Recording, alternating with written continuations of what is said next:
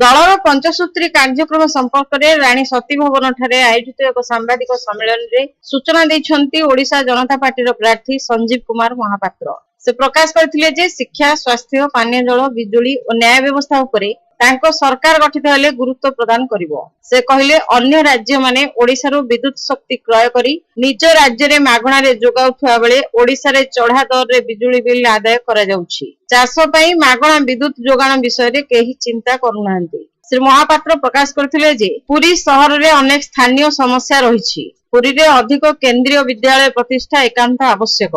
पुरी रे जानवाहन चलाचल कटकणा, विपर्यस्त स्वास्थ्य सेवा व्यवस्थार प्रतिकार सहित सहरर युवक मानक रोजगारक्षम करने को योजना करा जिबा एकांत जरूरी। सेहीपरि श्रीमंदिर चारिद्वार तुरंत खोला जिबा संगे संगे पुरी को एक उन्नत सहर रूपे गढ़ी तोड़िबा पई प्रयास आवश्यक। सबुठारु गुरुत्वपूर्ण हैला पुरी सहरवासी जमी जमा समस्यार तुरंत